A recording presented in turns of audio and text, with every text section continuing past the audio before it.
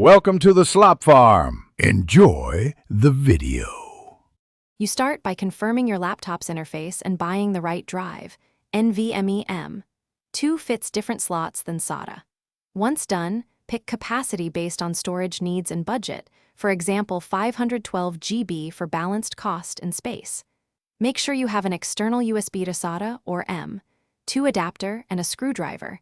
These let you clone the old drive before opening the case. Also create a full backup now so you can restore settings if cloning fails.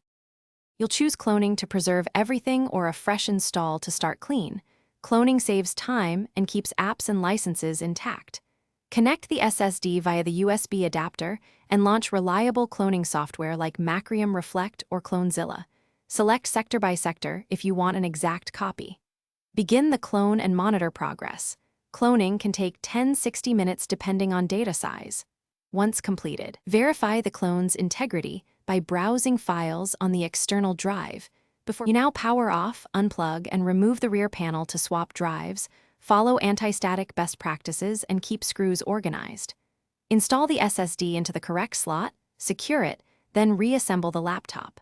Boot into BIOS to confirm the new drive is detected and set to the top of the boot order. Save and reboot. If Windows doesn't start, don't panic. Reseat the SSD, confirm SATA mode or NVMe configuration, or restore the backup you made earlier as a troubleshooting step. Thanks for watching. Consider subscribing if we helped you today.